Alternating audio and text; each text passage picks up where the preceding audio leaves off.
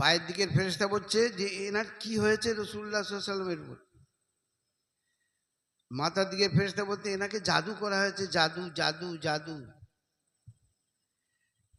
পায়ের দিকের ফেরেশতা বলতে কি দিয়ে জাদু করা হয়েছে, বলে ফি মুস্তিন ও মাসাতাতিন, তার মানে খেজুরের চাপ নিয়েছে, খেজুরের চাপ। চাপ নিয়ে হুজুর সাল্লাল্লাহু আলাইহি ওয়াসাল্লামের নখ, মাথার চুল, চিরুনি এই সমস্ত দিয়ে তাতে ভরে দিয়েছে।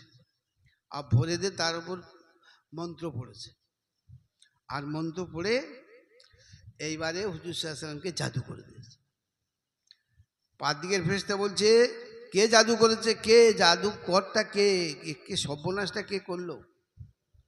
মাথার দিকের ফেরেশতা বলছে লবিদ ইবনে আসম আর তার মেয়েরা, ইহুদি সর্বনাশা লবিদ ইবনে আসম আর তার মেয়েরা মিলে এই জাদু।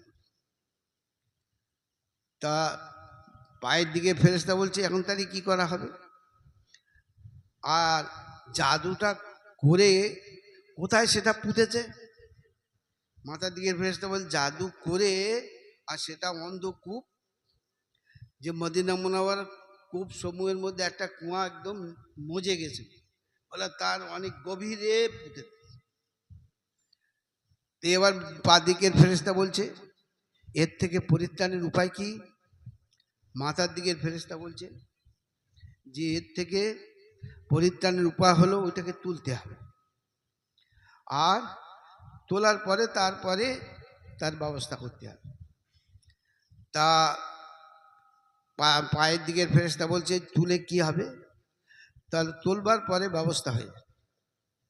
এইবারে রাসূলুল্লাহ সাল্লাল্লাহু আলাইহি সাল্লাম আলী রাদিয়াল্লাহু তাআলা আনহুকে সঙ্গে নিয়ে সেই কূপে গেলেন, সেই কুয়ায়।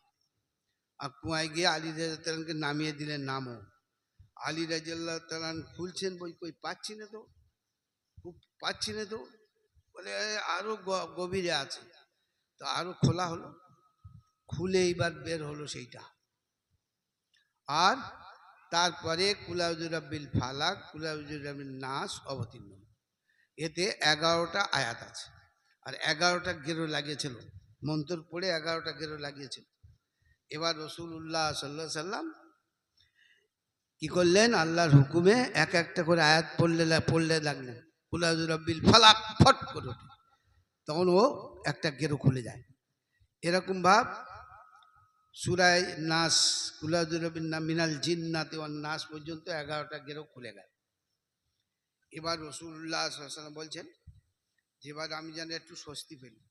আমার যেন কষে পড়ে এত সাংঘাতিকভাবে বেঁধে রেখেছিল, আমার শ্বাস প্রশ্বাস নিতেও কষ্ট হচ্ছিল, আর অতিরিক্ত কষ্টের মধ্যে আমি ছিলাম। মনে হলো একটু স্বস্তি পেয়েছি, স্বস্তি পেয়েছি। তাহলে জাদু হক, করনেওয়ালা কাফির।